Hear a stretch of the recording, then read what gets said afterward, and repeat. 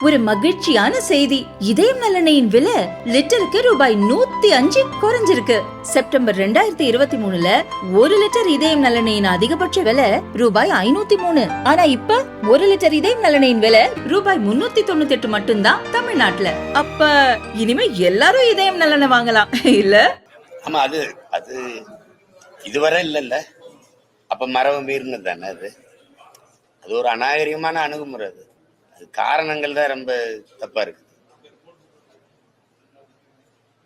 வேற ஒரு பெரிய காரணம் இல்லையே எதுக்கு சபையை விட்டு வெளியில போனது. நான் என்னை பொறுத்தவரை நீங்க சட்டசபையை விட்டு வெளியில போனது தமிழ்நாட்டை விட்டே போயிடலாம். நீங்க ஒரு தேவையில்லாத ஒரு தொங்கு சதை. எவ்வளவு காலமா இந்த பிரச்சனை இருக்கு. மக்களால் தேர்வு செய்யப்பட்டு நிறுவப்பட்ட ஒரு அதிகாரம் தான் மக்கள் அதிகாரம், மக்கள் ஆட்சி. அது இல்லாம ஒரு நியமன உறுப்பினருக்கு இவ்வளவு முதன்மைத்துவம் இருக்குதுன்னா இது ஜனநாயகம் மக்களாட்சின்னு பேசுறது ஒரு வெற்று வார்த்தையா இல்லையா? முதல்ல அதுவே தப்பு. அலைபேசி ஒண்ணு அமைதிப்படுத்துங்க. இல்லை என்ன காரணம் சொல்றாரு?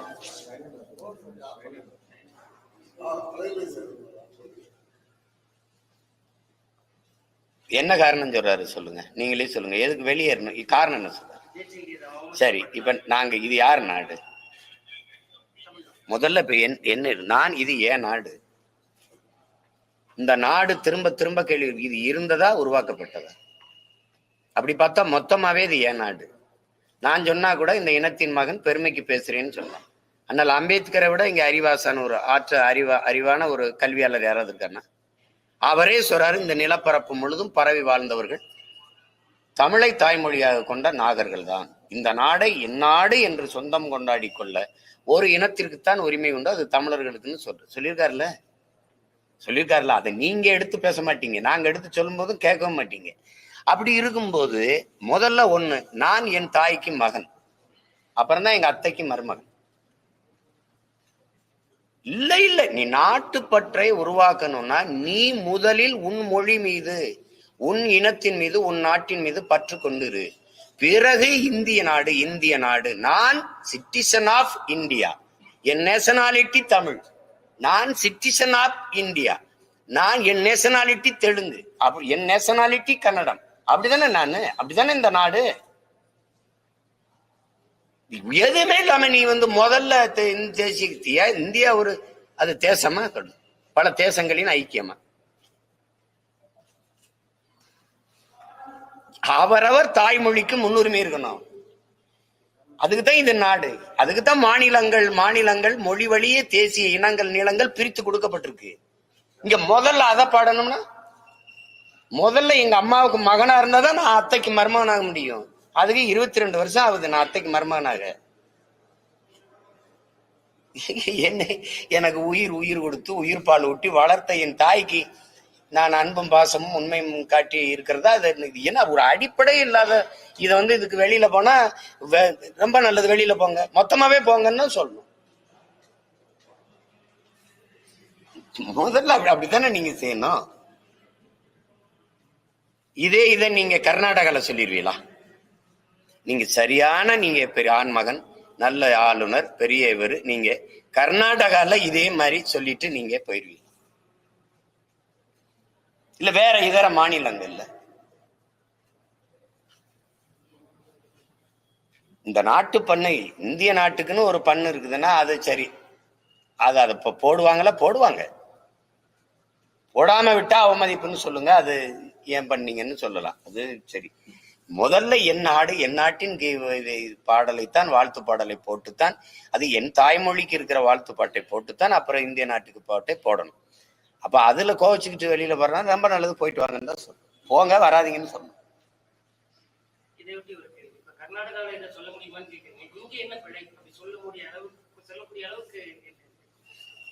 எங்க நான் முதலமைச்சரா இருந்தானே ஒரு சொல்லி பண்ணு, நீ அப்படியே போப்பான்னு இருக்கும். இப்ப பேசுறீங்கல்ல, இத்தனை ஆண்டுகளாக இல்லாத மரபு இது அதை மீறுகிறோம், இது பண்றோம். மக்களால் தேர்வு செய்யப்பட்ட அரசுக்குத்தான் அதிகாரம். அதுக்கு பேர் தான் மக்களாட்சி, மக்களுக்கான அதிகாரம். மக்களால் தேர்வு செய்யப்பட்ட ஒரு முதல்வர் உட்கார்ந்து இருக்காருல்ல, அத்தனை உறுப்பினர்கள், அத்தனை அமைச்சர்கள் இருக்கிறாங்கல்ல, அவங்களுக்கு இல்லாத அதிகாரம் ஒரு நியமன உறுப்பினர். யார் முதல்ல இவரு? உனக்கு சம்பளம் யார் காசு? தமிழன் காசு. தமிழன் காசு வேணும், தமிழ் வேணாமா? அது எப்படி? அது கன்னட. நீங்க என்ன பேசுறீங்க? நீங்க வந்து எம்ஜிஆர் ஐயா காலத்துல ஒரு பக்தவச்சலம்னு ஒருத்தர் நம்ம கோலாறுல சட்டமன்ற உறுப்பினர் ஆயிட்டாரு. பதவி எடுக்க போகும்போது கன்னடத்துல உறுதிமொழி எடுன்னு ஏற்க விடல.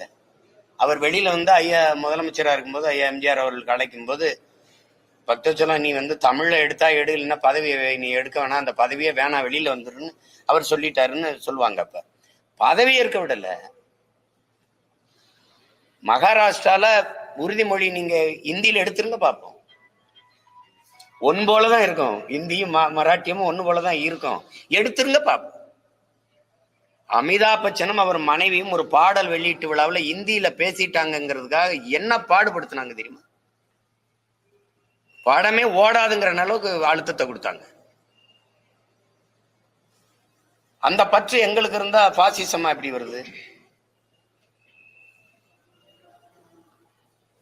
இதெல்லாம் அறமே இல்லை, ஒரு அறமே இல்லை. போடவே இல்லை, இந்திய பாட்டை வந்து போடவே இல்லை அப்படின்னு சொல்லுங்க, அது ஒரு அவமதிச்சுட்டாங்க அப்படின்னு சொல்லுங்க, அது அதுக்கு பேசலாம். போடுவாங்கல்ல. முதல்ல எங்க நாடு, எங்க மாநிலம், எங்க மண்ணின் நாங்க தமிழர்கள், எங்க பாட்டை போட்டுட்டு தானே உங்க பாட்டை போட முடியும். எடுத்தோன்னே இதை போடு அப்புறம் அதை போடுன்னா என்ன? நாங்க ரெண்டாம் தர மக்களா என்ன? அது எந்த மொழி? வங்க மொழி. வங்க மொழி எப்போ வந்தது? நாங்க எப்போ? இந்தியில பேசுங்கிறீங்க, வங்கத்துல பாடுங்கிறீங்க, நீங்களே சொல்றீங்க உலகத்திலே முதன்மையான மொழி தமிழ்னு பேசுறீங்க. உங்க பிரதமரே பேசுறாரு, இந்திய மொழிகளின் தொன்மையை தமிழிலிருந்து அறியலாம்ங்கிறீங்க. எங்க மொழிதான் தொன்மையான மொழின்னு உங்களுக்குன்னு தெரியுது. உலகம் பூரா தமிழ் படிக்க பேராரும் கொண்டு வர்றாங்கன்னு நான் பேசல, நாட்டின் முதன்மை அமைச்சர் ஐயா மோடியே பேசுறாங்க. அப்படிப்பட்ட மொழிக்கு கொடுத்த முன்னுரிமை என்ன? 500 ஆண்டை தொட்டுட்டீங்களா? உங்க இந்தி தோன்றி 500 ஆண்டு ஆயிடுச்சா? இல்ல. என்னுடைய வரலாறு இன்னும் கணக்கிட முடியல. நான் 50,000 ஆண்டுகளுக்கு மூத்தவன் எல்லாருக்கும் தெரியுது. எனக்கு என்ன மரியாதை இருக்கு? அதை நான் பாராளுமன்றத்துக்குள்ள போட சொன்னாலும் நீங்க கோச்சிக்கலாம். என் சட்டமன்றத்துக்குள்ள போடுறதுல உனக்கு என்ன பிரச்சனை? அதுதான் பிரச்சனைனா. ரொம்ப நல்லது, போயிட்டு வாங்கன்னு சொல்லக்கூடாது, போங்க. கள்ளக்குறிச்சி கள்ளசாராய வழக்குல அவங்க குண்டாசை அழைத்து ரத்து பண்ணியிருக்கு. குறிப்பா முதன்மையான குற்றவாளி சுதந்திரமா தான் இருக்காரு, அப்பாவிகளை வந்து வழக்கு ஜோடிச்சிருக்கீங்க அப்படின்னு தமிழக அரசுக்கு கண்டனமும் நீதிமன்றம் தெரிவிச்சது. அப்ப அந்த முதன்மையான குற்றவாளி யாரு? அது யாரு? இப்ப பல கேள்வி இருக்குது. ஒருத்தர் நீண்ட காலமா இது ஒரு நாள் முதல் நாள் சாராய ஊரலை போட்டு அடுத்த நாள் காய்ச்சி வித்தது இல்லை. இது பல நாட்கள் ஆண்டுகளா நடந்திருக்கு. அப்படின்னா அங்க இருக்கிற மாவட்ட ஆட்சியர், காவல்துறை உயர் அதிகாரிகள், அது சார்ந்த இது, நீங்க இவங்களுக்கெல்லாம் அரசு சார்ந்த துறையில் இருக்க மற்ற யாருக்குமே தெரியாம இந்த நீண்ட காலமா இவர் காட்சி வித்திருக்க முடியாது. அப்ப குற்றவாளி, முதன்மை குற்றவாளி வேற இடத்துல இருக்கிறான்னு நீதிமன்றம் சொல்லி கருதுன்னா அந்த குற்றவாளியை உடனடியா பிடித்து கொண்டு வாங்க, அவங்களை கொண்டாந்து சட்டத்தின் முன்பு நிறுத்துங்கன்னு சொல்லியிருக்கணும்ல. இப்ப அது யாரு?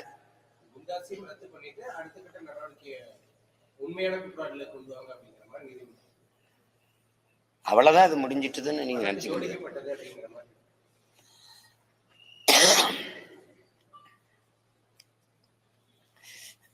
அது இருக்கலாம். அதான் ஒரு சாதாரண ஒருத்தர் இவ்வளவு தூரம் இந்த வியாபாரத்தை வந்து நீண்ட காலமா செஞ்சிருக்க முடியாது, பெரிய பின்புலம் இல்லாம. அந்த பின்புலம் வந்து எப்பவுமே குற்றம் வெளியில வரும்போது படக்குன்னு அப்பாவிகளை உள்ள பழி கொடுத்துட்டு வெளியேறிடும். அது வழக்கமா எல்லா குற்றங்களுக்கும் நடக்கிறதா. அது மாதிரிதான் இதுவும் இருக்குதுன்னு நீதிமன்றம் கருதுதுன்னா, அப்ப இந்த உண்மையான குற்றவாளிகள் எவ்வளவு காலத்துக்குள்ள ஒப்படைக்கப்படுவார்கள்ங்கிறது ஒரு வரையறை இருக்குல்ல. ஏன்னா இது இனி தேர்தலை நோக்கித்தான் நகரும். இப்ப கள்ளச்சாராயத்தை விட இப்ப அண்ணா பல்கலைக்கழகத்துல இருக்கிற அதே மூடி மறைக்க அரசு போராடுது. அப்படி இருக்கும்போது இதை போய் தோண்டி எடுக்குமா? தங்கச்சி ஸ்ரீமதிக்கு நிகழ்ந்தது என்னன்னே கண்டுபிடிச்சு சொல்லல. ஒரு எளிய மகள்ங்கிறதுனால அவளுக்கு எந்த பின்புலமும் இல்லை.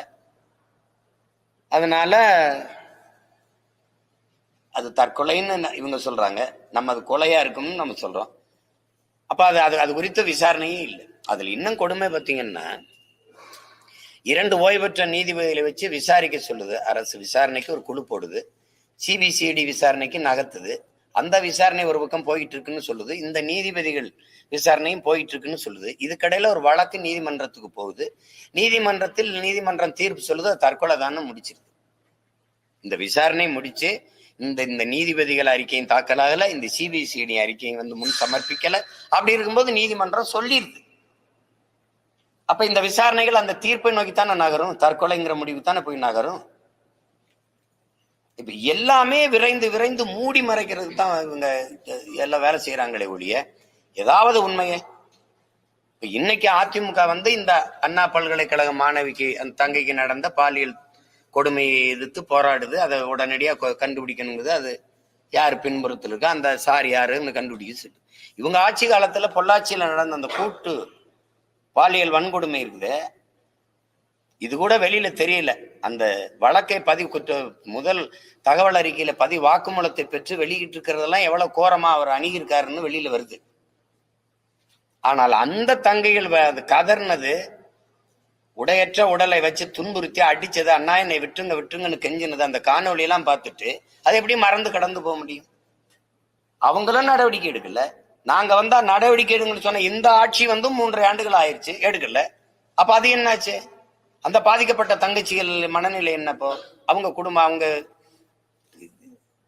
எல்லா தவறுகளையும் காலங்கடத்தி ஆற போட்டு அப்படியே விட்டுட்டு போறதா இருக்க ஒழிய எதையும் உண்மையா விசாரிச்சு கொண்டாந்து இதுக்கு நீ குற்றத்துக்கு தண்டனை பெற்றுக் கொடுக்கணுங்கிறது ஒண்ணும் இல்லை. இப்ப அது மாதிரிதான் இனி இந்த கள்ளக்குறிச்சி விசாரம் அவ்வளவுதான். செத்தவன் செத்ததான் 10 லட்சம் ரூபாயோட போக வேண்டியதுதான். புத்தக வெளியிட்டுள்ளான தமிழ் தாய் வாழ்த்து சொல்றதா ஒரு சர்ச்சையாகவும், இன்னொரு இந்த பப்பாசிங்கிற ஒரு அமைப்பு உங்களுக்கு கண்டனமும் தெரிவிச்சிருக்கு. நீங்க விரும்பத்தகாத செயலில் ஈடுபட்டதாகவும் சொல்லி அவங்க கண்டனம். யாரு விரும்பத்தகாதது? தமிழ் தாய் வாழ்த்து யாரு விரும்பத்தகாதது? யாருடைய விரும்பத்தகாததை நான் செஞ்சுட்டேன். அதான் அவங்க யாருன்னு சொல்லுங்க. அவங்க யாரு விரும்பத்தகாத செய்யறது? பப்பாசிங்கிறது அது அரசு சார்ந்த அமைப்பா இல்ல பொது அமைப்பா? அரசு சார்ந்தது இல்ல, பொது அமைப்பு. பொது அமைப்புல இப்ப அந்த நிகழ்ச்சியில இப்ப நாங்க எங்க கட்சி நிகழ்ச்சியில எல்லாம் தமிழ்தாய் வாழ்த்து வேற தமிழ்தாய் வாழ்த்து தான் போடுறோம். உங்களுக்கு புரியுதுங்க? இது உங்களுக்கு இப்ப சொன்னதுதான், நான் சொன்னதுதான். இப்போ இது நாடு, ஏன் நாடு? இது தமிழ்நாடு. இதுல இதுல எங்க இருக்கு திராவிடனல் திருநாடு? நீங்க கன்னடமும் கழிதலுங்கும் கவின் மலையாளமும் துளுவும் உன் உதிரத்தில் உருந்தவன்னு வரிகள் வருதுல்ல, அந்த வரிகள் எங்க அந்த தமிழ் தாய் வாழ்த்துல? ஆரியம் போல் வழக்கொழிந்துன்னு வருதுல்ல, அந்த வரிகள்லாம் எங்க? 10க்கும் மேற்பட்ட வரிகளை நீங்க எடுத்துட்டீங்க. நான் என்ன செய்யறேன்? மொத்தமா பாட்டே எடுத்துட்டேன், அவ்வளவுதான். ஏன் திராவிட நல் திருநாடு இங்க வருது? திராவிடம்ங்கிற சொல்லு என்ன மொழி? என்ன மொழி சொல்லுங்க? தமிழ் தாய் வாழ்த்துல சமஸ்கிருத சொல் அதுல வருதா இல்லையா? தமிழ் தாய் வாழ்த்துல என்ன திராவிடம் வருது? திராவிட நாடு எங்க இருக்குது? உங்க வசதிக்கு நீங்க திராவிடம்னு சொல்லு வந்தவொடனே அதை தமிழ் தாய் வாழ்த்தா ஆக்கிட்டீங்க. என் வசதிக்கு இப்ப நான் அதிகாரத்துக்கு வந்தேன்னா நான் எங்க தாத்தா புரட்சி பாவலன் எழுதின பாட்டு இருக்குது, அதை தூக்கி தமிழ் தாய் வாழ்த்தா போடுவேன், அவ்வளவுதானே. இப்ப அந்த பாட்டை இப்ப போட்டுக்கிட்டு இருக்கேன். உங்களுக்கு என்ன பிரச்சனைன்னு சொல்லுங்க. அரசு விழாவுல நீங்க போடாம இருங்க. இது பொது நிகழ்வு. இந்த புத்தக வெளியீட்டாளர்கள் அல்லது பதிப்பாளர்களுடைய அமைப்பு அரசு காசுல இயங்குது, அரசு கொடுக்குது அப்படின்னா அரசுக்கு காசு எது? என்னை கண்டிக்கிறீங்கல்ல, என் காசு அதுல இருக்கா இல்லையா? அந்த முன்னாடி நான் பேசும்போது கைதட்டினவன் காசுல அதுல இருக்கா இல்லையா? தமிழங்காசு தானே இருக்கு. அப்ப நான் என்ன இந்தி தாய் வாழ்த்து போட்டேனா இல்ல இங்கிலீஷ் தாய் வாழ்த்து போட்டேனா? தமிழ் தாய் வாழ்த்து தானே போட்டேன். அதுக்கு தூய தமிழ்ல எங்க தாத்தா புரட்சி பாவலன் பாடிய பாடலை போட்டேன், வேற யார்ட்டும் இல்ல ரவீந்திரநாத் தாகூர் பாட்டு எதையும் போட்டேன்னா அப்படிலாம் ஒண்ணும் இல்லை. என்ன உனக்கு பிரச்சனை? அந்த பாட்டை போட்டதுனால கொட்டையே பத்தி எரிஞ்சிருச்சு, பல பேர் இறந்து போயிட்டான், அப்படிதான் இருக்கா? பிரச்சனை இருக்கா? சொல்லு. ஒண்ணும் இல்ல. அப்புறம் மற்றொரு குற்றச்சாட்டம் அவங்க வைக்கிறாங்க, புத்தக வெளியீட்டை பத்தி இப்ப ஒரு 40% இருந்தாலும் அரசியல தான் அதிகமா பேசியிருக்காரு. இருங்க தம்பி, நான் இறங்கிட்டு வந்த பிறகு கலைஞர் கின்னஸ்ன்னு ஒரு நூல் வெளியிட்டு இல்ல, அது யாரு வெளியிட்டு பேசுனது? மதிப்பிற்குரிய எங்க ஐயா துரைமுருகன். அன்பிற்கினி எங்க அண்ணன் வந்து சுகாதாரத்துறை அமைச்சர் மா சுப்பிரமணியம் எல்லாரும் சேர்ந்து வெளியிட்டீங்க. அதுல பெரிய பெரிய திராவிட முன்னேற்ற கழகத்தை சார்ந்த யார கட்சிக்காரங்கெல்லாம் பேசுனீங்க. நானாவது கொஞ்சம் இலக்கியம் பேசினேன். அதுல நீங்க முழுக்க அரசியல் தான் பேசுனீங்க. அது என்னது? அது என்னன்னு சொல்லுங்க. ஏங்க நீங்க பேசுனா அது உங்களுக்கு வந்தா ரத்தம், எங்களுக்கு வந்தா தக்காளி சட்னி ஆயிருது. அது நான் பேசுனது தவறு என்றால் நீங்க பேசுனது எப்படி சரி? உங்களுக்கு மட்டும் கண்டனம் தெரிவிச்சிருக்காங்க. ஆமா, எனக்கு மட்டும்தானே கண்டனம் தெரிவிக்க முடியும். என்ன நான் மட்டும்தானே உங்களுக்கு பிரச்சனையா தெரியுது. அதுதானே நாம் ஏறி மேடையில பேசி இவ்வளவு பிரச்சனை கூட ஆகல, இந்த கண்டனம் கூட வரலைன்னா நான் எதுக்கு 1/2 நாள் செலவழிச்சுட்டு போய் மேடையில் ஏறி பேசணும்? சேகராசுரன்ல வினை ஆற்றாத சொல் வீணுங்கிறான். பேசுனா ஒரு பிரச்சனை உருவாகணும், ஒரு பிரளயம் ஏற்படணும், ஒரு கலகம் ஏற்படணும். இல்லைன்னு சும்மா போய் நான் எதுக்கு போய் பேசணும்? அது வேற யாராவது பேசுவாங்க. அப்ப நான் இப்படி பேசட்டா? இந்த தமிழ் தேசியம் என்ற இந்த புத்தகம் மிக அழகாக வடிவமைக்கப்பட்டிருக்கிறது. அட்டை வடிவமைப்பாளருக்கு ஒரு நன்றி. அதுல உள்ளே பல சிறப்பான கட்டுரைகள் இடம்பெற்றிருக்கிறது. கட்டுரை ஆசிரியர்கள் அனைவருக்கும் என்னுடைய வாழ்த்துக்கள்.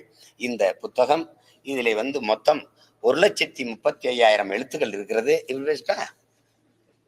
தமிழ் தேசம் இருக்குது, தமிழ் தேசியம் இருக்கு. தமிழ் தேசியம்னா என்னன்னு பேசாம தமிழ் தேசியத்தின் மகன், இந்த அரசியலை முன்னெடுக்கிற மகன், பிரபாகரன் மகன், அதை கூட பேசலைன்னா அப்படி நான் கைத்தடி வச்சிருக்கேன்னா துப்பாக்கி வச்சிருக்கேனா? கைத்தடி வச்சிருக்கனே தட்டி தட்டி நடக்கிறான். நான் துப்பாக்கி வச்சிருக்கிறேன். 2 குண்டாவது வெடிக்கணும், 2 தோட்டாவது வெடிக்கணும். இல்லைன்னா போய் எதுக்கு நம்ம போய் அந்த நிகழ்ச்சியில கலந்துக்கணும்? இப்படி நடக்கும்னு தெரிஞ்சுதாங்க அந்த நிகழ்ச்சி நடந்திருக்கு. இல்லைன்னா என்னையே எங்களுக்கு வெளியிடணும்? எல்லாரும் அரசியல் தான் பேசுறாங்க. அதுல நான் பேசுனது உங்களுக்கு பிரச்சனையா இருக்கு. அதனால இது பிரச்சனையா இருக்கு.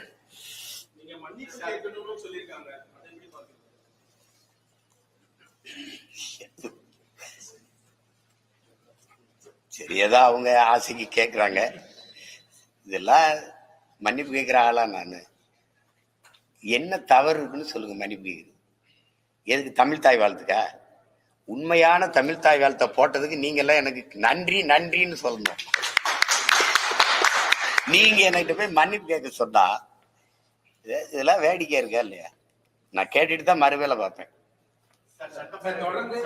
தலைவர் வந்து சொல்லியிருக்காரு, எடப்பாடி பழனிசாமி வந்து வெளியே வந்தது ஆளுநரை புறக்கணிச்சு தான் அப்படிங்கிற மாதிரி அவர் பேசியிருக்காரு. ஆனா இவர் வந்து யார் சார் நீங்க அப்படிங்கிற மாதிரி கேட்சன் போய் பண்ணதான் சொல்றாரு. யாரு சார்? இல்ல அந்த சார் யாரு? யார் அந்த சார்? இந்த சண்டையை விட்டுலாம். இது வந்து இப்ப நம்ம கேட்கிறோம்ல, இப்ப நீங்க பொள்ளாச்சியில உங்க ஆட்சி காலத்துல நடந்ததுக்கு நீங்க நடவடிக்கைங்களான்னு அவங்க கேட்கிறாங்க. இது நடவடிக்கை தானே. இப்ப 2 பேருக்கு நடவடிக்கை எடுக்கணும்னா வேற ஒரு கட்சி ஆட்சிக்கு வரணும். அதுக்கு தான் இப்ப நாங்க வேலை செஞ்சுக்கிட்டு இருக்கோம். அதனால கொஞ்சம் பொறுங்க. இத போய் பேச்சு பண்ணி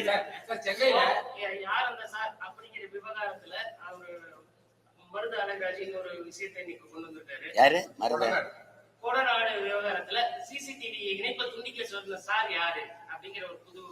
அதுதான் இது வரும். இது இப்ப சீரியல் பாக்குறவங்களுக்கு, பார்க்காதவங்களுக்கு இது ஒரு பொழுதுபோக்கு. சீரியல் பாக்குறவங்களுக்கு வேற. இது ஒரு பொழுதுபோக்குன்னு நினைச்சுக்கிற வேண்டியதான். நீங்க வேற என்ன சொல்றது சொல்லுங்க? மாறி மாறி இவங்க ஒருத்தர் குறை சொல்லிட்டு இருப்பாங்க. அதனால ஒருவரை ஒருவர் நேர்மையாக விரல் நீட்டி சுட்டி காட்டுவதற்கு, குற்றங்களை தவறுகளை சுட்டி உணர்த்துவதற்கு ஒருவருக்கொருவர் தகுதி வச்சுக்கல. இந்த அரசுகள் ஆட்சிகள், நீங்க எட்வர்டு ஸ்னோடன் சொன்னதுதான் திருப்பி நான் சொல்றேன். குற்றங்குறைகளை எடுத்து கூறுகிற போது, தவறுகளை எடுத்து அறைகூவல் அதை எடுத்து வெளிக்கொணரும் போது, அதை ஆட்சியாளர்கள் குற்றமாக கருதினால் உன் நாட்டை ஒரு குற்றவாளிகள் ஆட்சி செய்கிறார்கள் என்று பொருளுங்கிறான். இப்ப நம்ம இதெல்லாம் குற்றம்னு சொல்லும் போது அந்த குற்றத்தை சொல்வதே குற்றம்னு. இப்ப நீங்க அண்ணா பல்கலைக்கழகத்துக்கு நடந்து போராடும் போது எங்களை போராடவே விடல, இறங்கும் போதே தூக்கிட்டாங்க. என்னைய விடுங்க, அம்மா சௌமியா அன்புமணி, குஷ்பு அவங்க தலைமையில நடந்த அந்த பாரதிய ஜனதா மகளிர் இது என்னையாவது கொண்டே ஒரு மண்டபத்திலே தான் அடைச்சாங்க. அவங்கள ஆட்டு தொட்டில அடைச்சு விட்டுட்டாங்க. இப்ப அதே மாதிரி உங்களுக்கு தெரியும், அம்மா சௌமியா அன்புமணிலாம் ஒரு பெண் காவலர் தரத்தன்னு இழுத்து வாங்கன்னா வருவாங்க. அவங்க யாரும் இங்க ஒன்றும் அவ்வளவா நாகரிகமான ஆட்கள் ஒன்றும் இல்லையா? நாங்க இது புதுசா ஒன்றும் இந்த களத்துல போராட்டத்துக்கு நாங்க வந்தவங்க இல்லை. ஒன்றும் நீ எங்களை இறங்கி களத்துல நின்னு எதுக்காக போராடணும் கூட பேச விடாம தடுக்க வேண்டிய அவசியம் என்ன? நாங்க இந்த இதுக்கு நியாயமான ஒரு விசாரணை வேணும், அங்க என்ன நடந்துச்சுன்னு உண்மையை நீங்க வெளிக்கொணரணுங்கிற கோரிக்கை வச்சு போராட வருவதற்கு தடுத்த அனுமதி தர மறுக்கிற நீங்க சீமானை கண்டிச்சு பொதுக்கூட்டம் அப்படிங்கிறதுக்கு எப்படி அனுமதி கொடுக்குறீங்க? என்ன எது கண்டிச்ச கூட்டம் போடுறீங்க நீங்க? அந்த கூட்டத்துக்கு மட்டும் ஒரு வாரத்துக்கு முன்னாடி அனுமதி சீமானை கண்டிச்சு பொதுக்கூட்டம், சீமானை கண்டிச்சு பொதுக்கூட்டம். சரி, என்னை எப்படி கண்டிச்சு பேசுறாங்கன்னு கேட்கறதுக்கு நான் வந்தா வரவே கூடாதுன்னு அதுக்கு நூத்துக்கணக்கா அங்க இருத்ததே 25 பேர் தான் கூட்டத்துல. ஆனா 250 காவலரை குறிச்சு வச்சு எனக்கு ஒரு ஆர்வம் இருக்கு. சரி, எப்படித்தான் நம்மளை கண்டிச்சு பேசுறாங்கன்னு பாக்கணும்ட்டு நான் உண்மையிலே பேரார்வமா கிளம்பிட்டேன். அப்ப இது எப்படி இருக்கு ஒரு நாடா இருக்கு? இது போய் தொடர்ந்து போராடுறதுக்கும் அனுமதி இல்ல. குறிப்பா இன்னைக்கு சென்னையில முதலமைச்சர் பங்கேற்ற நிகழ்ச்சியில கருப்பு அந்த பெண்கள் கருப்பு ஷால் கூட போட்டு வரக்கூடாதுன்னு காவல்துறை. அப்ப இப்ப அண்ணன் உங்ககிட்ட ஒண்ணு கேக்குறேன். எனக்கு கோபமா இருக்கு, உங்களுக்கு இருக்கா? இருக்குல்ல, அந்த கோபத்தை பத்திரமா வச்சுக்கிறீங்க, அணைய விட்டுறாது. இப்ப நான் என்ன கேக்குறேன், போராடுறதுக்கு அனுமதி இல்லை எங்களுடைய தலைவர் சொன்னதுதான். பிரிட்டிஷ்காரர்கள் நம்மளை அடக்கி அடிமையா ஆண்டார்கள், ஆனால் சுதந்திரத்துக்காக போராடுகிற உரிமையவாது அவர்கள் தந்தார்கள். அந்த குறைந்தபட்ச ஜனநாயகமாவது அவர்கள்ட்ட இருந்தது. ஆனா விடுதலை பெற்ற நாட்டில் அந்த உரிமையும் நமக்கு கிடைக்கல. இப்ப இதை சர்வாதிகாரம்னு நீங்க குறிப்பிடவே கூடாது. இந்த மாதிரி இது அடக்குமுறைகளை, ஒடுக்குமுறைகளை, இதை கொடுங்கோன்மை என்றுதான் நீங்க குறிக்கணும். ஆனால் நீங்க இந்த ஆட்சியாளர்கள் பேசுவதெல்லாம் நாங்கள் கருத்து சுதந்திரத்திற்கு ஆதரவானவர்கள், எழுத்து சுதந்திரத்துக்கு ஆதரவானவர்கள், பேச்சு சுதந்திரத்திற்கு ஆதரவானவர்கள், நாங்கள் முழுக்க ஒரு ஜனநாயகவாதிகள், இப்படி பேசுறத நீங்க கேட்டிருப்பீங்க. அப்ப ஒரு எதுக்காக போராடுகிறோம்ங்கிற கோரிக்கையை ஊடகத்தை சந்திச்சு பேசிவிட்ட பிறகு எங்களை கைது பண்ணி நீங்க சிறைப்படுத்துங்க, அடைச்சு வைங்க, அது சரி. பேசவே கூடாதுன்னு குறவழியை நெரிப்பது எந்த மாதிரியான ஒரு ஆட்சி முறை? நீங்க கருப்பு துணி தங்கச்சிகள் மாணவிகள் அணிஞ்சு வர்றதுல நீங்க கருப்புனா ஏன் உங்களுக்கு அவ்வளவு வெறுப்பும் அருவருப்பும் வருது? ஆளுநருக்கும் வருது, அதே மாதிரி உங்களுக்கும் வருது. அப்ப கருப்புனா வெறுப்புனா உங்க கட்சியில் இருக்கிற கருப்பு சிவப்புல கருப்பை எடுத்து விட்டுருவீங்களா?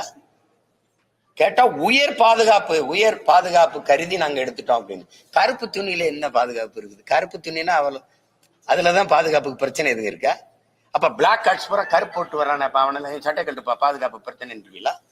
கருப்புனா வெறுப்புனா முன்னாடி உட்காந்துருக்கோம்லாம் முடி கருப்பா இருக்கு, எல்லாம் மொட்டையடிச்சுட்டு வான்னு சொல்லிடுவீங்களா? என்ன உங்க அணுகுமுறை? இதுல என்ன பகுத்தறிவு, முற்போக்கு, சீர்திருத்தம்லாம் இருக்குது? பொம்பளை பிள்ளைய நம்ம பிள்ளைய அவன் நீட்டு தேர்வு எழுதும்போது துப்பட்டா வெளியில எடு, தலைமுடியை விரிச்சு விடு, முழுக்கை போட்டா வெட்டி விடு, உள்ளாடைய கலட்டுன்னு அவன் கொடுமைப்படுத்தினதுக்கு இதுக்கு என்ன வேறுபாடு கண்டீர்கள்? கருப்பு துணி எடுத்துட்டு காவி துணியை போட்டா சரின்னுவீங்களா? இல்ல மங்களகரமா போட்டு வந்தா விட்டுருவீங்களா? மஞ்சள் துணி போட்டா மங்களகரமா இருக்குன்னு விட்டுருவீங்களா? எப்படி இதெல்லாம் அண்ணனை பேச விட்டுட்டே நீங்க வேடிக்கை நீங்க தான் பேசணும். அதுக்குதான் இவ்வளவு ஊடக வச்சிருக்கீங்க.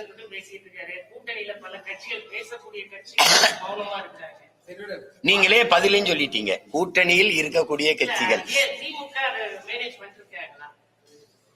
ஐயா, உங்களுக்கு தெரியாததா? கூட்டணின்னு போகும்போது கூட்டணிக்கு தலைமை ஏற்கிற தலைமையை அனுசரிக்க வேண்டிய அவசியம் இருக்குது. அது யதார்த்த நடைமுறையில நீங்க பாக்குறீங்க. அவர் மன கஷ்டப்பட்டா நாளைக்கு நம்மளை வைப்பாரோ இல்லையோ, சீட்டு தருவாரோ இல்லையோ, 10 சீட்டு 8 ஆகுமா இல்லை 8 6 ஆகுமா, இந்த பஞ்சாயத்து இருக்கு. இப்ப எனக்கு இந்த பஞ்சாயத்து வந்துடக்கூடாதுன்னு தான் நீ போட்டா போடு, போலைன்னா போ, தோக்குறோம் ஜெயிக்கிறோம், தானியா நின்று செத்தாலும் சரி இப்படியே நின்று செத்துருவோம், ஒரு பிரச்சனை கிடையாதுன்னு நின்று சண்டை போடுறதுனால இவ்வளவே நான் போயிட்டு இருக்கிறேன். அவங்க பேசுனா ஒருவேளை இது என்ன ஆகுமோ ஏதாகுமோ, கூட்டணி தர்மம்னு ஒண்ணு வச்சிருக்காங்க, கர்மம் இருக்குல்ல, அதை தர்மம்னு ஆக்கி வச்சிருக்காங்க. அதனால சரி, எங்க கூட்டணியில இருக்க எங்க அண்ணங்க, எங்க ஐயாக்கள், எங்க ஆளுகள்லாம் பேசலைனாலும் அதுக்கு பதிலா அவங்க பின்னாடி வந்த தம்பி பேசிட்டு போறேன்னு நினைக்கிறீங்க, அவ்வளவுதானே. அவங்க என்ன பேசணும்னு சொல்லுங்க, சேர்த்து நான் பேசிடுறேன். பேசுறது இப்ப நீங்க கூட்டணியை கலைச்சு விட பாக்குறீங்க. ஏதாவது ஏதோ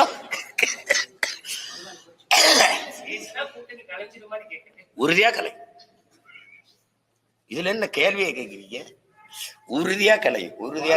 பாலகிருஷ்ணன் பேசுறாரு, அடுத்த மேடை அதே மேடையிலேயே வந்து கட்சி பதவியோ ராஜினாமா பண்ணதா சொல்லியிருக்காரு. ஆனா அதுக்கு முரசொலி பத்திரிகையில பெரிய கண்டனமும், எதிர்கட்சிகளுக்கு தீனி போடுற மாதிரி பேசுறாரு. அவர் என்னன்னா அவசர ஐயா கேட்டதுல இருக்கிற கேள்வியில நியாயத்தை நீங்க பாக்கணும். ஒரு ஒரு ஒரு ஒரு பெண்ணுக்காக பெண்கள் போராடுவது, ஒரு பெண்ணுக்காக ஒரு தங்கைக்காக அன்னைகள் போராடுவதுங்கிறது இயல்பான மனநிலை, உணர்வு, உந்துதல் தான். அதை அனுமதிக்க வேண்டியது ஒரு அரசின் கடமை. அந்த முதல்வரோ அல்லது துணை முதல்வரோ ஒருத்தரோ அந்த ஒரு பல்கலைக்கழகத்தினுடைய டீன் அப்படின்னு சொல்றாங்கல்ல, அந்த அவரோ தலைவரோ உட்கார்ந்து தவறு நடந்துட்டுது, வருந்துறோம், இனி இந்த மாதிரி தவறுகள் நடக்காது, நாங்க அதுக்காக அந்த பாதிக்கப்பட்ட பெண்ணுக்கு உரிய நீதியை பெற்றுக் கொடுப்போம், நீங்க மக்கள் எல்லாம் நீங்க அச்சப்பட தேவையில்லை இப்படின்னு ஒரு ஆறுதல் வார்த்தை சொல்லியிருக்கும் போது அதுல இருக்கிற ஒரு நெகிழ்வு தன்மை வேற கிடைக்கும். ஆனா இதுல என்னன்னா, எதையுமே வாய் திறக்காம பேச விடாம, எங்க வெறி ஆகுதுன்னா, எதுக்கு அந்த பொம்பளை எதுக்கு ஒத்தையில ராத்திரில தனியா போறா அப்படின்னா வெறி. ஏண்டா தனியா எங்க புள்ள போனா நீ தொந்தரவு பண்ண வைப்ப. இத சொல்றதுக்கு ஒரு கட்சி, இதுக்கு ஒரு ஆட்சி, இதுக்கு இத்தனை காவல்துறை, இவ்வளவு உளவுப்படை, இதுக்கு பேரு சட்டம் ஒழுங்கு. தனியா பொம்பளை புள்ள போனா நீ வந்து தொந்தரவு பண்ண வைப்ப, அது பண்ணலாம். இது எந்த மாதிரியான அணுகுமுறை? இது எப்படி எடுத்துக்கிறது? அந்நேரத்துல அந்த பிள்ளைக்கு என்னங்க வேலை? என்ன வேலையா இருந்தாலும் உனக்கு என்னடா, என்ன வேலையா இருந்தாலும் போகணும்டா, தனியா ஒரு பொம்பளை பிள்ளை போகணும்.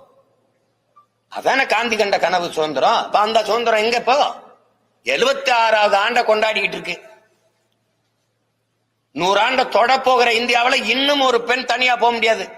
இவ்வளவு கண்காணிப்பு கருவி, இவ்வளவு பகல் போல வெளிச்ச விளக்குகள், இவ்வளவு காவல் படை, இவ்வளவு உளவு படை, இத்தனை பிரிவு வச்சுக்கிட்டு நீ வந்து நக்கலாம். அந்த பிள்ளை இதுக்கு தனியா போறா அப்படின்னா யார் உங்களை மாதிரி 5-6 பேரை எக்கிப்பில கூட்டிட்டு போறதா என்ன பேப்பி? இதெல்லாம் ஒரு பதிலான்னு பாருங்க. அதுலதான் இது சிக்கலா. இது அதுக்கு போராடவே வரவிடாம, போராடவே கூடாதுங்கிறதுக்கு பேர் என்ன? அததான் அவர் கண்டிக்கிறார். ஒரு அவசர நிலை பிரகடனம் போல இருக்கு, அறிவிப்பு போல இருக்குதுன்னு சொல்றாரு. இப்ப உங்களுக்கு தான் அந்த பதில். அடுத்த நாள் அவர் பதவியில் இல்ல வேற ஆள் இருக்காங்கன்னா இவரும் பேசினாருன்னா கட்சி கூட்டணியில இருக்காது இல்லையா? ஆளுநர் வந்து இன்னைக்கு வந்ததை வந்து லைவ்ல காமிக்கிற அப்படின்னு செய்தியாளர் வந்து அப்பாவுக்கிட்ட கேட்டிருக்காங்க சட்டப்பேரவை தலைவர். அது வந்து ஒரு டெக்னிக்கல் ப்ராப்ளம். அதேதான், அதை நான் சொல்ல வந்தேன். அது டெக்னிக்கல் எரர். எஃப்ஐஆர் எப்படி வெளியாச்சோ, எப்படி சிசிடிவி கேமரா வேலை செய்யாம ஒரு டெக்னிக்கல் எரர். இத்தனை ஆயிரம் எஃப்ஐஆர் இருக்கும்போது இது மட்டும் முதல் தகவல் அறிக்கை வெளியில வரும்போது இது ஒரு டெக்னிக்கல் எரர். அப்படி ஆளுநர் வரும்போது ஒளிபரப்பாகல, அது ஒரு technical error. That's all your honour. பங்கேற்ற நிகழ்வு நேரலையில ஒளிபரப்பல, இதை கட்டி வெட்டி அவர்களுக்கு ஏற்றார் போல வெளியிட்டிருக்காங்க அப்படின்னு சொல்லி ஆளுநர் வந்து அவரோட பாப்பா அந்த எடிட்டருக்கு என்னுடைய வாழ்த்துக்கள். நல்லாதான் படத்தை தொகுத்து வெளியிட்டு இருக்காரு. வேற ஏதோ சொல்றீங்க. இதெல்லாமா ஒரு பிரச்சனை, நாட்டுக்கும் மக்களுக்கும் ஒரு பிரச்சனை. ஆளுநருடைய அந்த அணுகுமுறையில அவர் முன் வச்ச கோரிக்கை தப்பு. அது நான் மட்டும் இல்ல, தமிழ்நாட்டில் எந்த குடிமகனும் ஏற்க மாட்டான். இது என் நாடு, முதலில் என் தாய், என்னுடைய பாடல் பாடப்பட்டு தான் இந்திய நாட்டு பாடல் ஒளிபரப்ப முடியும், ஒளிபரப்பணும். அது எங்களுக்கு மட்டுமில்ல, எல்லா மாநிலங்களுக்குமான தன்னாட்சி உரிமை, முன்னுரிமை. அதுக்கப்புறம் தான் இது. நாங்க எல்லாரும் சேர்ந்துதான் இந்திய நாட்டில் வாழ்றோம். அதை புரிஞ்சுக்கணும்ல ஆளுநர். இந்த ஆளுநர் விவகாரத்தை கொண்டு அண்ணா பல்கலைக்கழக விவகாரத்தை மூடி மறைக்க கூடாது அப்படின்னு அன்புமணி ராமதாஸ் வந்து அறிக்கை. அது சரிதான். இது இந்த பஞ்சாயத்துல இன்னைக்கு இது ஓடிடுச்சு அப்படின்னு 2 நாளைக்கு ஓடும். இன்னைக்கு பூரா தொலைக்காட்சியில தலைப்பு செய்தி விவாதம், இதுதான் தலைப்பு விவாதங்கள். அதை ஏறக்குறைய மூடிட்டாங்க தானே. யாரு அண்ணா பல்கலைக்கழக அந்த தங்கச்சியை பத்தி யார் பேசுறா? அவ்வளவுதான். அது இப்ப இந்த கள்ளச்சாராயத்தை பத்தி கொஞ்சம் பேசுவீங்க. இப்ப இப்படி வந்துருச்சே தீர்ப்பு, இது எப்படின்னா அவன் செத்தான், பணம் போனது போயிருச்சு, அவ்வளவுதான், அது முடிஞ்சிருச்சு, விடுப்பா அப்படின்னு. விக்கிரவாண்டி தேர்தல் வெற்றியை எப்படி எல்லாரும் என்ன சொன்னாங்க? விக்கிரவாண்டியை வென்றதுக்கு கள்ளச்சாராய சாவு ஒன்றும் பாதிக்கலைன்னு போயிட்டாங்கல்ல, அப்படித்தானே சொன்னாங்க. அதுக்கு மேல என்ன சொல்றது சொல்லு? இது போன்ற சம்பவங்கள் தேர்தலில் எதிரொலிக்கலைன்னு தான் சொல்றேன். இப்ப சொல்றதே விக்கிரவாண்டி தேர்தல் வென்ற பிறகு, இடைத்தேர்தல் வென்ற பிறகு அவங்க கொடுத்த அறிக்கையே அது கள்ளச்சாராய சாவு பாதிக்கவில்லை, அப்ப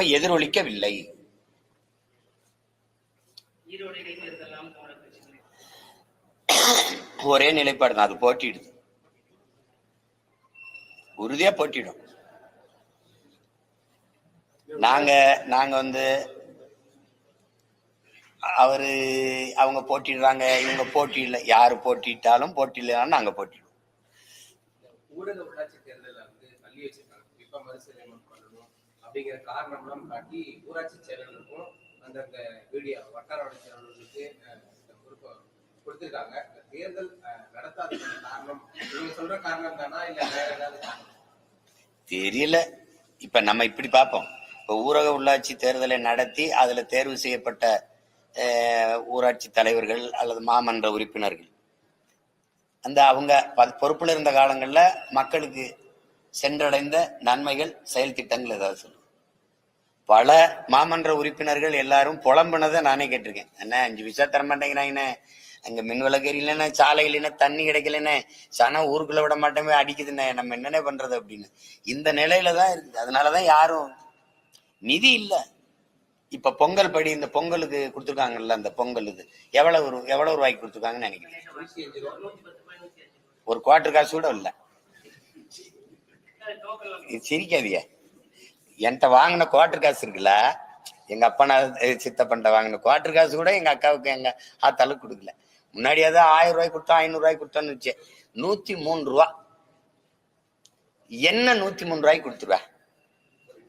ஒரு வெள்ளை கட்டி கொடுப்பேன். இவ்வளவு ஒரு 10 ஒரு 5 சர்க்கரை. ரொம்ப அக்கறையில சர்க்கரை. இது மாதிரி இந்த சனத்தை கேவலப்படுத்திட முடியுமா? 100 ரூபாய்க்கு ஒரு வக்கற்று இந்த சனம் நிக்குது.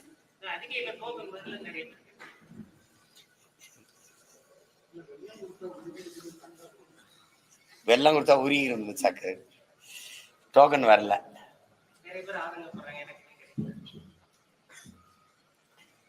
ரேஷன் அரிசியை ஏத்தி இறக்குனதுல 1900 கோடி இழப்பு வந்துருச்சுன்னு சொன்ன அரசு தானே இது.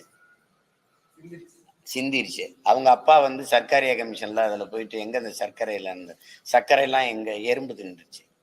சரி, சர்க்கரை இருந்த சாக்கங்க, அது எலி தின்றுச்சு, கரையான் தின்றுச்சு, எலி தின்றுச்சு.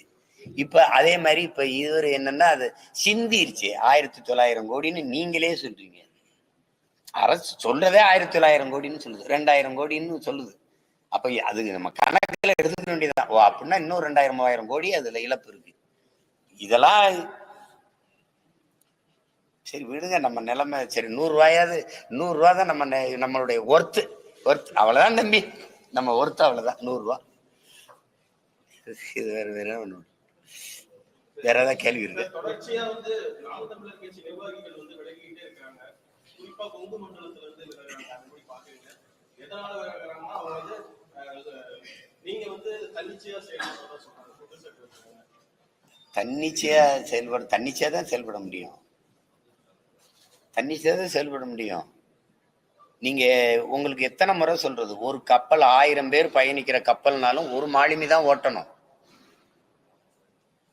60 பேர் பயணிக்கிற விண்ணூர்தினாலும் ஒரு வானூர்தி ஒரு பைலட் தான் ஓட்டணும்.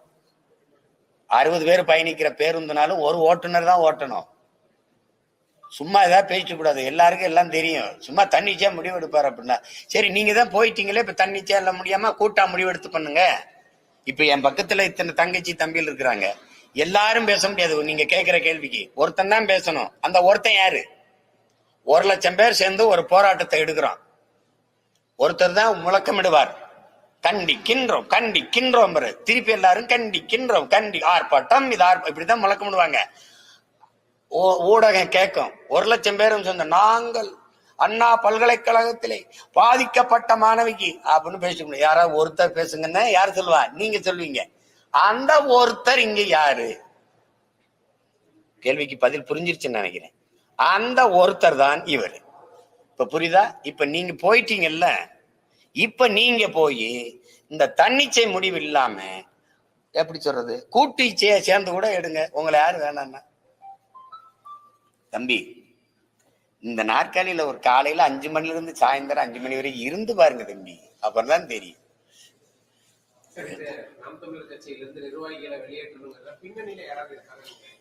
பின்னணியில ஒண்ணும் கிடையாது. எனக்கு பின்னணியில ஒரே ஒருத்தர் தான், அது எங்க தலைவர் பிரபாகரன் தான். அதுக்கு பிறகு வேற பின்னணிலாம் கிடையாது. கட்சியில தம்பி இங்க கோட்பாடு ஒண்ணுதான். இந்த இந்த கட்சியில் நான் இருக்கிறேன், கட்சிக்காக நான் இருக்கிறேன். இவன் தான் இந்த கட்சியில இருக்க முடியும். இந்த எண்ணம் கொண்ட தம்பி தங்கச்சிகள் தான் இங்க தளபதியா இருக்க முடியும். கட்சியே நான் தான் அப்படின்னு நினைக்கிறவங்க இங்க இடம் இல்லை. இப்ப வெளியில போயிருக்கிறவங்க எல்லாம் யாருன்னு தெரியுதா? கட்சியே நான் தான், அவங்கதான் வெளியில போயிட்டாங்க. இந்த கட்சியில் நான் இருக்கிறேன், கட்சிக்காக இருக்கிறேன். எனக்கு என் லட்சியம் வெல்லணும், அதுக்கு என் கட்சி வெல்லணும்னு இருக்கிறான் பாருங்க, அவன் புறா இருக்கான். இவங்களை வச்சுதான் படை நடத்த முடியும். இது என் கட்சி இல்லை தம்பி, என் இனத்தின் கட்சி. இது நான் இல்லைன்னாலும் நடக்கும். இது தமிழ்நாட்டு மக்களின் கட்சி. இப்ப நீங்களே எத்தனை பிரச்சனைகளை எழுப்பி கேட்கிறீங்க என்ற கேள்வி, அத்தனை பிரச்சனைகளுக்குமான தீர்வுக்கான கட்சி, அதுக்கு தீர்வு தேடுறதுக்கான கட்சி. அதை பிடிச்சிட்டு இது யாரோ ஒருத்தர் செய்யறது இது இல்லை. நான் விட்டுட்டு போனா கூட இந்த கட்சி நிக்காது. இதை தொடங்கினவர் விட்டுட்டு தானே போயிட்டாரு. எங்க தாத்தா சீபா ஆதித்தனார் விட்டுட்டு தான் போயிட்டாரு. நின்றுக்கா பத்தில. எனது தேவை ஒரு தேசிய இனத்தின் தேவை.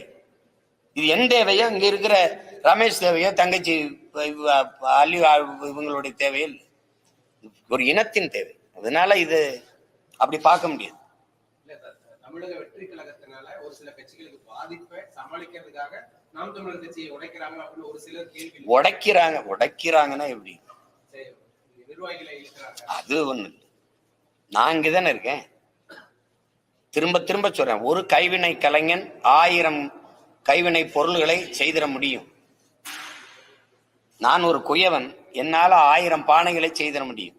1000 பானைகள் சேர்ந்து ஒரு குயவனை தயாரிச்சிட முடியுமா, உருவாக்கிட முடியுமா? எங்கள் தலைவன் பிரபாகரன் 50,000 மாவீரர்கள் அவருக்காகவே உயிரிட்டிருக்காங்க. பல லட்சக்கணக்கான பல ஆயிரக்கணக்கான போராளிகளை உருவாக்கினார். ஆனா அந்த பல ஆயிரக்கணக்கான போராளிகள் சேர்ந்து ஒரு பிரபாகரனை உருவாக்க முடியுமா? இங்க பேச்சதான். அதனால அதை போய் பேசிட்டே இருக்கக்கூடாது. அவர் வருவார், இவர் வருவார், வரத்தான் செய்யும். நீங்க உங்களுடைய தத்துவத்தை, உங்களுடைய கோட்பாட்டை நம்பி, உங்களுடைய கடுமையான உழைப்பை நம்பி, நீங்க யாருக்காக உழைக்கிறீங்களோ அந்த மக்களை முழுமையான நம்பி, திருப்ப அண்ணல் அம்பேத்கர் தான் சொல்றாரு, நீ எந்த நோக்கத்தை கொண்டிருக்கிறியோ அதுல அசைக்க முடியாத நம்பிக்கை கொண்டுரு, அழுத்தமான நம்பிக்கை கொண்டுருன்றது. நீ யாரோ ஒருத்தனுக்கு வேலை செய்யறேன்னு நினைக்காத. நீ பிறந்த பெருமை மிக்க இனத்திற்காக, சமூகத்திற்காக உழைக்கிறோம்ங்கிற பெருமிதமும் திமிரும் கொண்டு நில்லுங்கிறது. அப்படி நிக்கிறவன் தான் நானா, அப்படி நிக்கிறவங்க தான் என் கூட நிக்கிறவங்க. கட்சிக்கு பயன்படுகிறவன், கட்சியை பயன்படுத்திக்கிறவன், 2 விதம் இருக்கு. இப்ப கட்சிக்காக பயன்படுகிறவன் நிப்பான், கட்சியை பயன்படுத்திக்கிறவன் காலம் அடையாளம் காட்டும் தள்ளி போயிடுவான். இவ்வளவுதான் இங்க நடக்குது. அதை போட்டு பேசிட்டு வேண்டியது இல்ல. அது நேர விரயம். அது நேர விரயம். இந்த கூட்டத்துக்கு, அதாவது சேலம் பொறுப்பாளர் கூட்டத்துக்கு இது முறை இல்லாத நடைமுறையா செல்போனை வாங்கி வச்சுக்கிட்டு கூட்டத்துக்கு அனுமதிக்கிறாங்க. அது என்ன காரணம்? இல்ல, இது ரொம்ப நாளா இருக்குது. இப்ப இல்ல, நீங்க இப்பதான் பாக்குறீங்க. ரொம்ப நாளா இருக்குது. இதை இப்ப இல்ல, நான் ரொம்ப நாளா அதை நடைமுறைப்படுத்த துடிச்சோம். இப்ப நடைமுறைப்படுத்தி வர்றோம். ஏன்னா இப்ப இதை கற்பிச்சது எங்களுடைய அண்ணன் உளவுப்படை தலைவர் பொட்டம்மான் தான். எனக்கு விடிய விடிய வகுப்பு நடத்தி இத்தினியுண்டு நாட்டுக்குள்ள இருந்துகிட்டு நம்ம உலகத்தையே ஒட்டு பாக்குறோம். இந்தியா எவ்வளவு பெரிய நாடு, நீங்க வலையொலியில தானே பேசுறோம், லேப்டாப்ல தானே பேசுறோம், செல்வ இதுல தானே பேசுறோம்னு நினைச்சிக்க கூடாது. எந்த கொம்பனா இருந்தாலும் நேரம் பேச சொல்லணும். 2வது, எவ்வளவு பெரிய ஆளா இருந்தாலும் அலைபேசியை வெளியில வச்சுட்டு வர சொல்லணும். அப்ப நான் கேட்டேன், மக்கள் அரசியல் இது எப்படி சாத்தியப்படுத்தணும்? சாத்தியப்படுத்தணும்னாரு. அதை இப்ப படுத்துறோம். நான் பேசிக்கிட்டே இருப்பேன், நீங்க அதை அலைபேசியை தொடங்கி விட்டுட்டு கேட்டுக்கிட்டே இருந்தீங்கன்னா என் பேச்சை யாரு கேட்க? நாங்க கட்சிக்குள்ள பல ரகசியங்களை பேசுவோம். இப்படி வேலை செய்யணும், அப்படி வேலை செய்யணும். நான் எப்படி வேலை செய்யணுங்கிறது இன்னொரு கட்சிக்கு ஏன் தெரியணும்? அது ஏன் தெரியணும்? நான் பேசிட்டே இருக்கும்போது நீங்க பதிவு பண்ணிக்கிட்டு இருப்பீங்க, அது ஏன் வரணும்? நீங்க என்னோட பேசணும் தான் செல்போனை வெளியில வச்சுட்டு வரணும். நீங்க செல்போன்ல தான் பேசணும்னா வெளியில இருந்தே பேசிக்கிட்டு இருக்கணும். உங்களுக்கு புரியுதுன்னு நினைக்கிறேன். இல்ல, என்னோட பேசணும்னா நான் என்னைக்காவது என்னைய பார்த்திருக்கல? எந்த இடத்துக்கு வந்தாலும் என் அலைபேசி இருக்காது. என் அலைபேசி மணி ஒழிச்சு 15 ஆண்டுகள் ஆகுது. 2வது, எங்கே போனாலும் எடுத்துட்டு போக மாட்டேன். இப்ப 6 மணி நேரம் கூட்டம்னாலும் அலைபேசி எடுத்துட்டு வர மாட்டேன். நான் அப்படிதான் இருப்பேன். அப்படி பேசணும் அவசியம்னா நீங்க வெளியில இருந்தா பேசிட்டு இருக்கணும். என்னோட பேசணும் அப்படின்னா நான் அப்படிப்பட்ட தலைவன், அப்படிப்பட்ட அந்த இயக்கத்தில் இருந்து பார்த்தவன். எங்க அண்ணன்ட்ட வந்து யார் 5 நிமிடம்னா 5 நிமிடம் தான், 5 நிமிடம் தான் ஆள் நிற்கும். அதுக்குள்ள இப்ப என்ன பேசணுமோ பேசிட்டு அனுப்பிடணும்னு சொல்லிட்டு நிப்பாங்க. நீங்க 5 நிமிஷத்துல சாப்பிட்டீங்களா, பயணம்லாம் நல்லா இருந்துச்சா, அப்புறம் எப்படி வீட்டுல எல்லாம் சோகமா இருக்காங்களா, எப்படி இப்ப உங்களுக்கு எப்படி இந்த இடம்லாம் பிடிச்சிருக்கா, எல்லாம் அப்படி இதுல பேசுறதுல 5 நிமிஷம் போயிடுச்சுன்னா கையை பிடிச்சி இழுத்துட்டு வாங்க நான் போகலான்னு தம்பி நான் உட்காருங்க நான் வண்டியிலையும் கூட்டி போயிடுவாங்க. நீங்க இதையெல்லாம் கேட்கறதுக்கு ஆள் வரல, என்ன செய்தியோ பேசணும். இப்ப எங்க கட்சியில பாத்தீங்களா, அவர்களே இவர்களே எல்லாருக்கும் வணக்கம், என்ன செய்தி சொல்லிட்டு இறங்கு. அவ்வளவு அவர்களே இவர்களெல்லாம் அரை மணி நேரத்தை போட்டுக்கிட்டு இருந்தீங்கன்னு வச்சுக்க, இங்க ஒன்னும் அடுத்தவனுக்கு பேச நேரம் இருக்காது. அதையெல்லாம் சரி பண்ணிட்டு வர்றதுனாலதான் இந்த அலைபேசி நீ வச்சுட்டு வா உள்ள. இது உங்களுக்கு இல்ல, கேட்கிற என் கட்சிக்காரங்க எல்லாருக்கும் தான்.